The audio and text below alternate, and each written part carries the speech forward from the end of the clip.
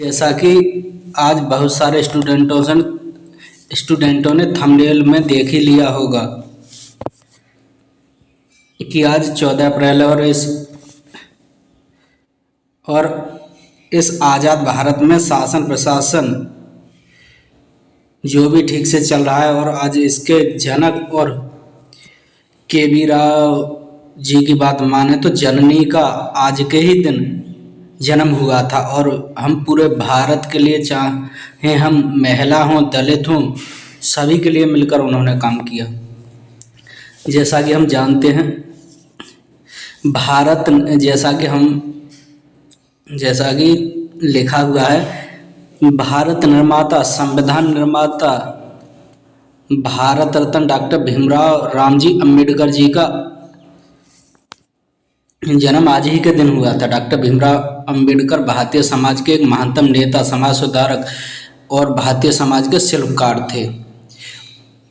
उनका जीवन संघर्ष, शिक्षा के प्रति समर्पण और समाज में समानता की स्थापना के लिए किया गया योगदान उन्हें इतिहास में एक विशेष स्थान दिलाता है। जैसा कि हम जानते हैं,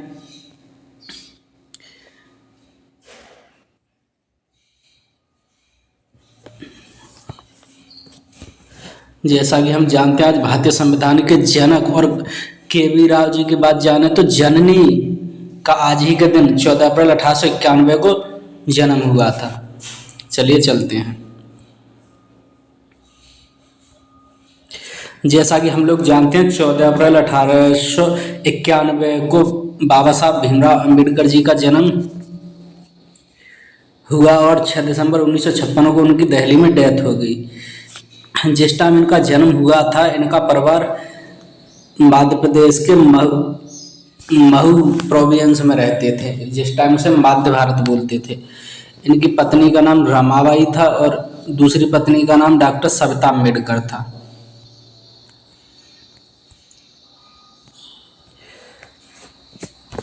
इन्होंने जो शिक्षा ग्रहण की, यूनिवर्सिटी ऑफ बॉम्बे, इन्होंने बीए यूनिवर्सिटी ऑफ बॉम्बे से किया। और उस समय यूनिवर्सिटी ऑफ बॉम्बे में दलित समाज से इतनी पढ़ाई करने वाले पहले व्यक्ति थे जो कि यूनिवर्सिटी ऑफ बॉम्बे में एडमिशन हुआ इनका। और इन्होंने कोलंबिया यूनिवर्सिटी से एमए पीएचडी किया और लंदन स्कूल ऑफ इकोनॉमिक्स से इन्होंने एमएससी और डीएससी किया। जैसे कि हम जानते हैं, इतने और ग्रेज इनसे इन्होंने बैरिस्टर की पढ़ाई की। जैसे कि हम जानते हैं, अगर इंडिया में हाईएस्ट क्वालिफाई लोगों में गिनती किया जाए तो डॉक्टर भीमराव अम्बेडकर जी का सबसे पहला स्थान आता है। इनके पिताजी का नाम रामजी सकपाल था और माता का नाम भीमाबाई था।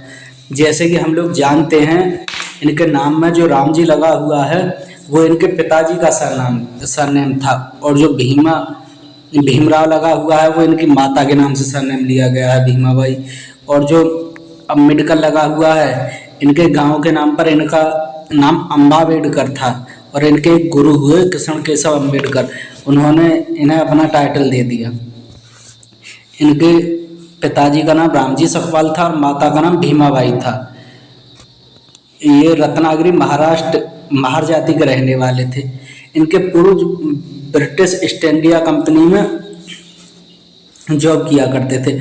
इनके पिताजी ब्रिटिश इंडियन आर्मी में मऊ कैंट में सूबेदार के पद पर थे। उस टाइम भी सूबेदार एक ऑफिसर रैंक का पद होता था, जिस वजह से इनको अच्छा पढ़ने का माहौल मिला। इनके पिताजी 1894 में रिटायर हो गए और ये सतारा में आकर रहने लगे। जैसा कि जानते हम लोग, जब ये स्कूल में जाया करते थे तो इनको स्कूल में अंदर नहीं बैठने दिया जाता था, ये बाहर ही बैठते थे। और पियोन नहीं होता था तो इनके लिए पानी भी पीने के लिए नहीं दिया जाता था। यानी स्कूल में नो पियन नो वाटर। जिस दिन पियोन नहीं आता था उस दिन इनको पानी भी नहीं मिलता था। एक छोटा सा बच्चा सुबह से शाम तक पियोन नहीं आएगा तो प्यासा रहेगा, और पानी भी इनको ऊपर से डाल करके पियोन पिलाता था। इनके गांव का नाम था अम्बावेदकर, जिससे इनका नाम अम्बेडकर पराक्रु ब्राह्मण कृष्ण केशव अम्बेडकर थे, जो इन्होंने इनको अपना सरनेम अम्बेडकर दिया। और ये जो है 1897 में बम्बई चले गए, यहाँ Elphinstone high school university of Bombay, जिसका हमने अभी पहले बात किया, वहाँ पढ़ने के लिए चले गए थे। दादा कैलुस्कर ने इनको बुद्ध की जीवनी दी पार्क में। ये पार्क में बैठे बैठे पढ़ रहे थे और वहाँ दादा कैलुस्कर आए और उन्होंने देखा कि ये बच्चा यहाँ बहुत होनहार बच्चा है और यहाँ बैठा अकेला पढ़ रहा है। उन्होंने पूछा कि आप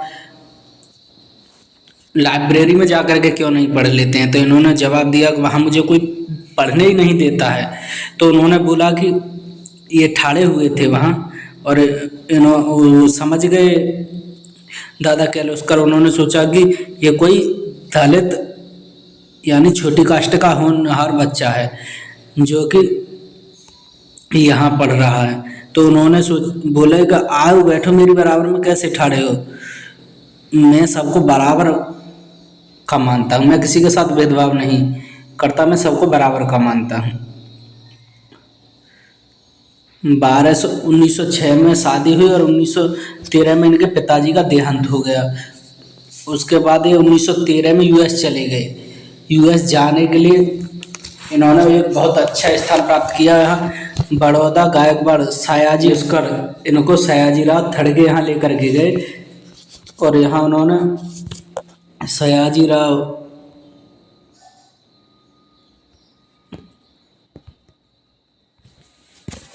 से स्कॉलरशिप, वहाँ से इनको 25 रुपये प्रति माह तो स्कॉलरशिप मिली। उस जमाने में 25 रुपये इतने होते थे कि उससे यूएस पढ़ने के लिए चले गए। 1913 में यूएस चले गए और वहाँ जाकर के एक पारसी से इनकी मुलाकात हुई जो इनका लाइफ लॉन्ग फ्रेंड रहा। उसका नाम था नवल नामक पारसी से इनकी मुलाकात हुई जो इनका लाइफ लॉन्ग फ्रेंड रहा।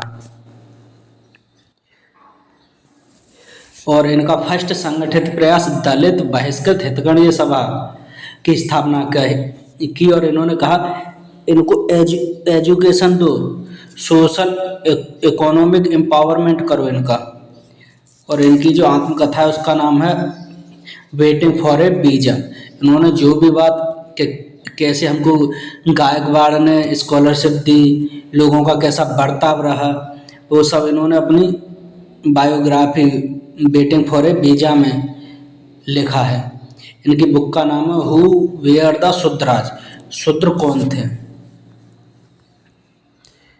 इनका संविधान में महत्वपूर्ण योगदान रहा। संविधान में योगदान संविधान सभा के जनक व जननी इनको केवी राव ने कहा। और संविधान सभा के लिए इनका जो चुनाव हुआ, पहले तो बम्बई की सीट से लड़े और हार गए, या ये कहिए कि इनको हरा दिया गया। जितने कांग्रेस के बड़े नेता थे इनके एंटी थे। उन्होंने सोचा कि डॉक्टर अम्बेडकर जीतने नहीं चाहिए, संविधान सभा में नहीं आने चाहिए, और इनको हरा दिया गया। और दोबारा में लड़े, बंगाल की सीट से लड़े और जीत गए। वहाँ बंगाल सीट, वहाँ यहाँ से ये चुनाव लड़े थे वो मुस्लिम लीग की सीट थी और मुस्लिम लीग ने इनको सपोर्ट किया और वहाँ से ये चुन करके आ गए। उसके बाद बंगाल सीट बांग्लादेश में चले जाने के कारण इनका सीट खाली हो गया। अब इनको लाना था संविधान सभा में। जब तक कांग्रेस और संविधान सभा जान चुकी थी कि अगर संविधान बनाना है तो डॉक्टर भीमराव अम्बेडकर को लाना जरूरी होगा। इस वजह से BNR राव ने कहा, डॉक्टर राजेंद्र प्रसाद थे उस समय संविधान सभा के अध्यक्ष थे, और BNR राव ने कहा, राजेंद्र प्रसाद ने कहा BG खेर से, जो उस टाइम बम्बई के PM थे। और BG खेर ने MR जयकर का इस्तीफा दिलवाया, मुकुंदराव जयकर का, जब अम्बेडकर सदस्य बने दोबारा वहाँ से। उनका नाम प्रारूपिक समिति के अध्यक्ष चुने गए। 29 अगस्त 1947 की समिति में 7 सदस्य थे टोटल। इनकी बुक का नाम है thought on the Pakistan, riddles on Hinduism.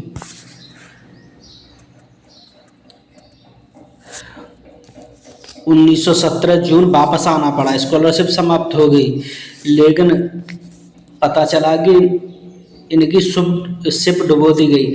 हल्ला हो गया कि जिस शिप में डॉक्टर अम्बेडकर आ रहे थे वो शिप डूब गई। जर्मनी पनडुब्बी ने फर्स्ट वर्ल्ड वॉर चल रहा था उस टाइम, और शिप को डुबा दिया। लेकिन उसमें खराबी आने के कारण ये उस शिप में ये तो नहीं आया, इन्होंने अपनी सारी किताबें उस शिप में रख दी, और शिप डूब जाने के कारण इनका जितनी किताबें थी सब खत्म हो गई, यानी कि सब वहाँ पनडुब्बी के साथ ही नष्ट हो गई। और 1918 में ये professor political economy Mumbai college में चुने गए। यहाँ स्टूडेंट और अदर प्रोफेसर इनके एंटी हो गए। उन्होंने देखा कि एक दलित हमको पढ़ाएगा, और सब स्टूडेंट जो है इनके अगेंस्ट हो गए, कोई पढ़ना ही नहीं चाहता था। इन्होंने कहा, फिर इन्होंने 3 दिन पढ़ाया, तो 3 दिन के बाद देखा कि सारे स्टूडेंट इनके फ्रेंड थे, फैन हो गए सारे स्टूडेंट। सोचा कि कुछ भी सही, आदमी स्किलफुल है। और लेकिन सो कोस्ट पढ़े लिखे प्रोफेसर इनके एंटी हो गए, बोलेगा है तो दलित ही, और जिस टब से मग्गा से पानी पी लेते थे उसको वो लोग छूते भी नहीं थे। सारे प्रोफेसर वहाँ पे इनसे एंटी रहते थे। 1920 में कोल्हापुर के साहू रियासत ने इनको कहा कि मूकनायक साप्ताहिक पत्रिका निकालिए, कम से कम जो पढ़े लिख सकते हैं वो तो हमारी बातों को समझे। इसलिए उन्होंने बोला कि मैं खर्च करूंगा और आप एक पत्रिका निकालें। तो इन्होंने मूकनायक नामक साप्ताहिक पत्रिका 1920 में कोल्हापुर के साहू रियासत के कहने पर निकाली। इनके राजनीतिक दल शेड्यूल कास्ट फेडरेशन, स्वतंत्र लेबर पार्टी और भारतीय रिपब्लिक पार्टी की स्थापना की। अन्य राजनीतिक संगठन थे इनके सामाजिक संगठन, बहिष्कृत हितकर्णीय समाज और समता सैनिक दल। और शैक्षणिक संगठन थे इनके depressed classes education, the Bombay schedule caste improvement trust, people's education society. इनके धार्मिक संगठन थे भारतीय बौद्ध महासभा। इनको जो सम्मान और पुरस्कार दिए गए थे बौद्धिक सत्व 1956 में, भारत रत्न 1990 में। इनको भारत रत्न बहुत लेट आकर के मिला, जबकि स्टार्ट 1954 में हुआ और आकर के 1990 में मिला, जबकि इनको उसी टाइम मिल जाना चाहिए था। पहले Columbia ahead of the their time 2004 में चुना गया, द ग्रेटेस्ट इंडियन 2012 में चुना गया। इनकी डेथ 6 दिसंबर 1956 को 65 वर्ष की उम्र में हो गई। इनका राष्ट्रीय स्मारक नई दिल्ली भारत समाधि स्थल चैत्रभूमि मुंबई महाराष्ट्र में है। जैसे कि ये डायबिटीज़ से पीड़ित थे और एंड में आकर के बेड रिटर्न हो गए, इस वजह से इनका तबीयत बिगड़ता गया। और इन्होंने 1956 में जिस टाइम डेथ हुआ उससे कुछ दिन पहले ही इन्होंने बौद्ध धर्म अपना लिया। और इनका जो अंतिम संस्कार हुआ वो हिंदू धर्म में नहीं हुआ, इनका जो अंतिम संस्कार किया गया वो बौद्ध रीति रिवाज में किया गया। इनका कहना था कि मैं पैदा हुआ ये मेरे बस में नहीं था, लेकिन मैं मरूंगा ये मेरे बस में है। मैं पैदा हिंदू धर्म में हुआ हूँ लेकिन मरूंगा हिंदू धर्म में नहीं। इनके लिए इनसे रिलेटेड कुछ इम्पोर्टेंट पॉइंट हैं। यह तीनों आरटीसी में भाग लेने वाले एकमात्र भारतीय थे, तीनों गोलमेज सम्मेलनों में भाग लिया। और दूसरा पॉइंट है इनके बारे में, कैमनल आवर से यह सहमत थे। और सेकंड आरटीसी के दौरान लंदन में गांधी जी से असहमत थे। गांधी जी में और इनमें तीखी बहस हुई। जब राउंड टेबल कॉन्फ्रेंस में वहाँ प्राइम मिनिस्टर ऑफ इंग्लैंड भी थे, वहाँ दोनों में बहस हुआ।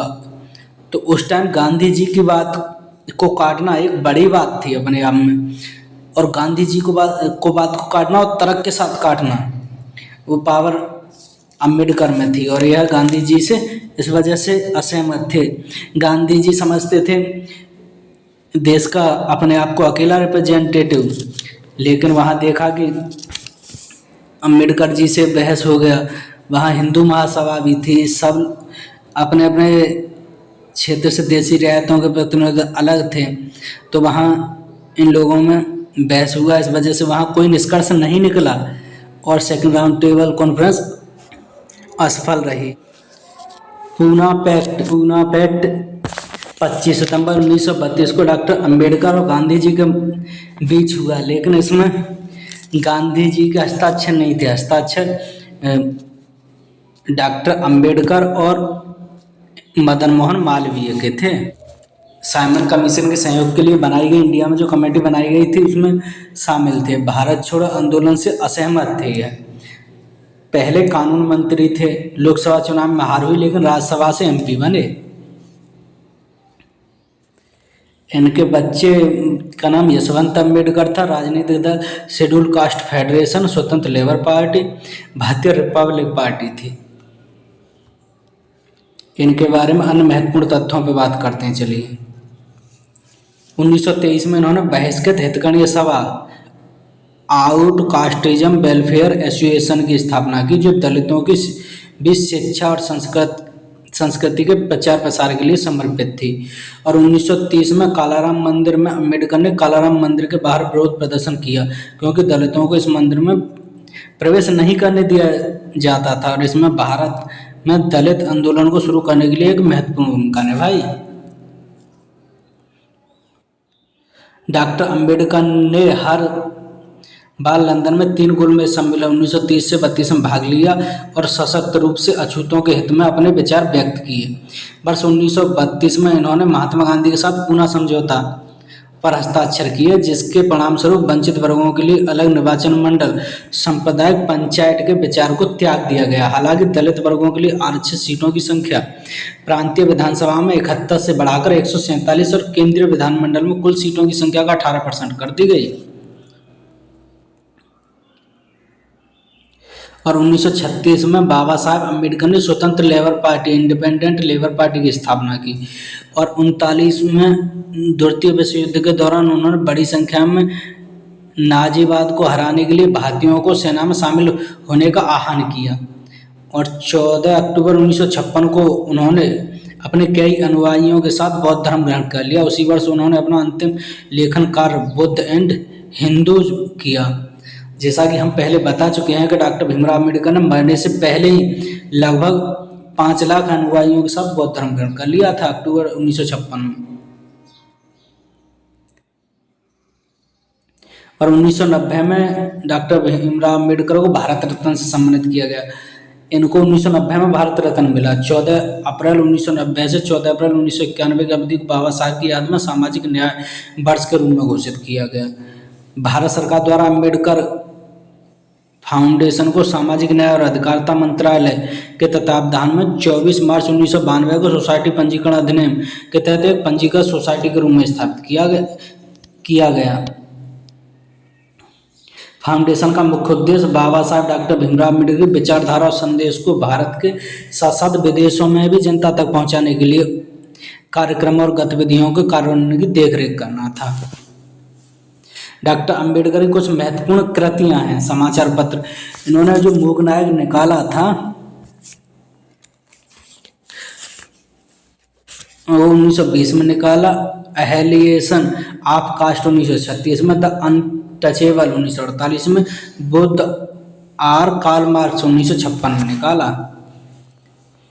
डॉक्टर भीमराव अम्बेडकर के बारे में कुछ तथ्य, अनसुने तथ्यों के बारे में चलिए बात करते हैं। डॉक्टर बाबा साहेब अम्बेडकर अपने माता पिता की 14वीं और अंतिम संतान थे।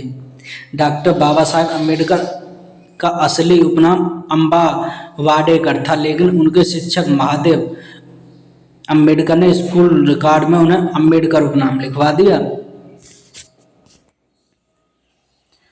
डॉक्टर बाबा साहेब अम्बेडकर विदेशों से अर्थशास्त्र की डॉक्टरेट यानी पीएचडी की डिग्री प्राप्त करने वाले पहले भारतीय थे। डॉक्टर अंबेडकर एकमात्र भारतीय थे जिनकी मूर्ति लंदन संग्रहालय में कार्ल मार्क्स के बराबर में लगी हुई है। भारतीय तिरंगे में अशोक चक्र को जगह देने का श्रेय भी डॉक्टर बाबा साहेब अम्बेडकर को दिया जाता है। हालांकि राष्ट्रीय ध्वज का डिजाइन पिघली व्याख्या ने बनाया था। नोबेल पुरस्कार विजेता Amartya Sen doctor B R Ambedkar को अर्थशास्त्र में अपना पिता मानते थे। मध्य प्रदेश और बिहार के बेहतर विकास के लिए बाबा साहेब ने 50 के दशक में ही इन राज्यों के विभाजन का प्रस्ताव रखा था, लेकिन 2000 के बाद ही मध्य प्रदेश और बिहार को विभाजित करके छत्तीसगढ़ झारखंड का गठन किया गया। बाबा साहेब के निजी पुस्तकालय राजगृह में लगभग 50,000 से अधिक पुस्तक थी और यह विश्व का सबसे बड़ा निजी पुस्तकालय था। बताइए कितने जीनियस माइंड आदमी थे, पर्सन थे जिन्होंने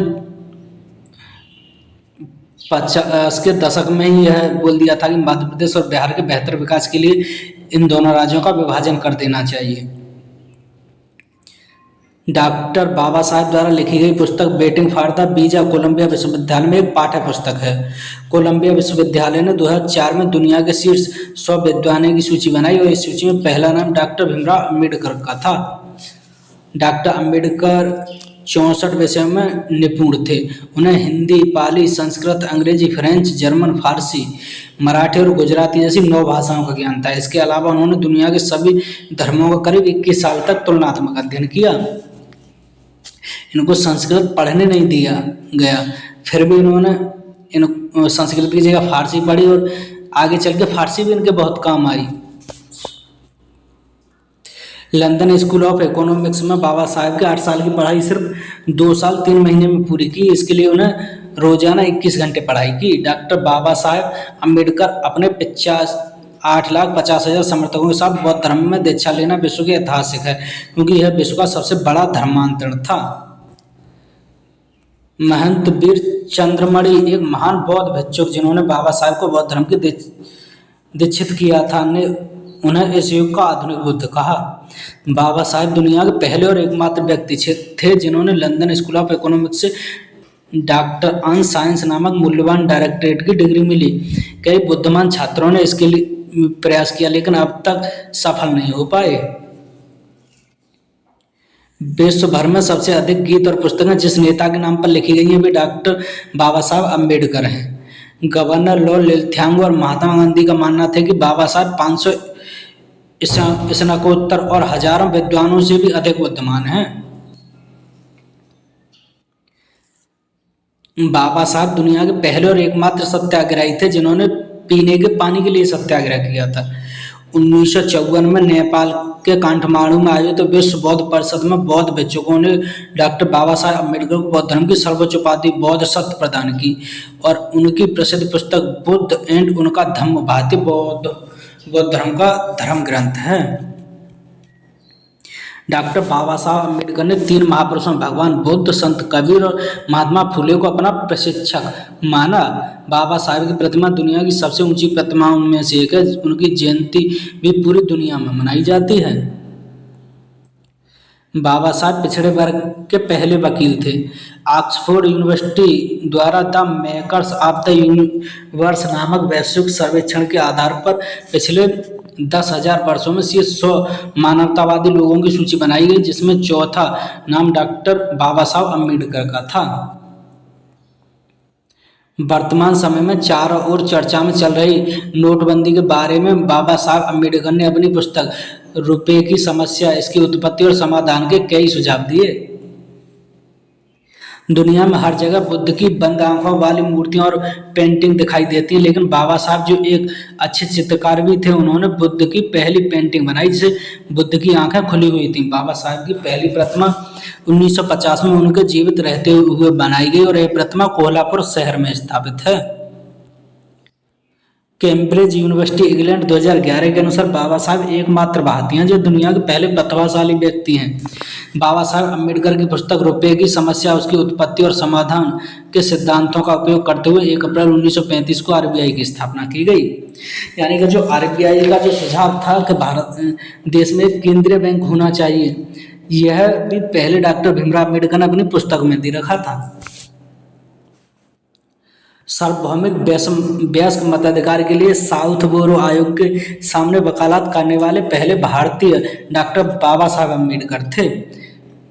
27 नवंबर 1942 को नई दिल्ली में आयोजित भारतीय श्रम सम्मेलन में 7वें सत्र में बाबा साहब अम्बेडकर ने कार्यावधि में 12 घंटे से घटाकर 8 घंटे कर दी। यानी कि जो वर्क टाइम था 12 घंटे से घटाकर 8 घंटे करने में भी बाबा साहब अम्बेडकर का महत्वपूर्ण योगदान रहा है, उन्हीं की देन है। डॉक्टर बाबा साहब अम्बेडकर ने वर्तमान संशोधन छुट्टी लाभ और महंगाई भत्ता डीए की भी स्थापना की थी। यानी कि जो छुट्टी लाभ मिलता है और महंगाई भत्ता मिलता है वो भी बाबा साहब की देन है।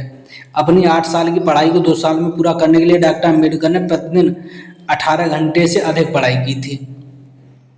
उनके पिता रामजी मालोजी सकपाल ब्रिटिश सेना में सूबेदार थे और संत कबीर के अनुयायी थे। हर साल उनकी पुण्यतिथि को महापरिनिर्वाण दिवस के रूप में मनाया जाता है।